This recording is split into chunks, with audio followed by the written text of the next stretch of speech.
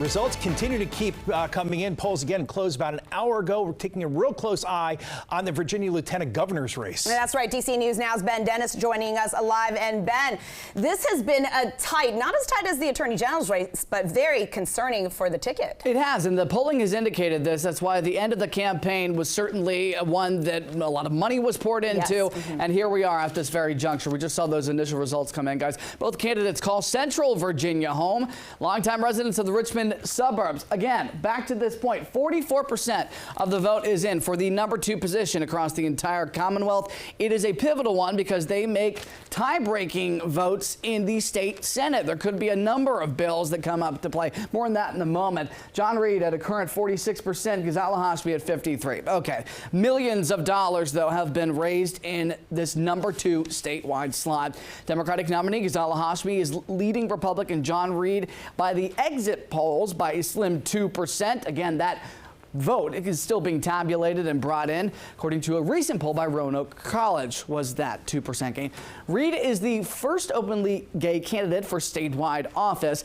Campaign issues that Reed routinely touched on included solving crime, emphasizing public safety, as well as cultural flashpoints, much like Winsome Earl Sears in the governor's race, including parents' rights and opposing biological males from competing in female sports. Reed and Hashmi agreed on some points, including goals to make home ownership possible, as well as achieving affordable health care. Hashmi's top issues included gun violence prevention, education, the environment, protecting democracy, and women's reproductive rights. Both candidates addressed this with our colleagues at Sunrise on the Hill. Abortion amendment, which is a big deal. I acknowledge that. I'm pro-life. I tell people that. I'm not trying to, lie to you. I know I'm in the minority. But this amendment allows day of birth abortion. We're not even talking first and second trimester anymore.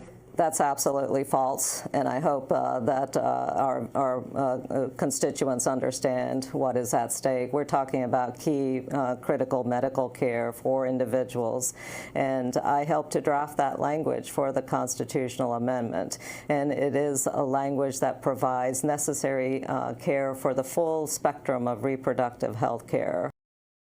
How does the abortion issue size up to issues that drew people out to the polls, according to Emerson College? Well, it's the economy that was the top issue facing Virginians, 39%, followed by, in a distant second, threats to democracy at 16%.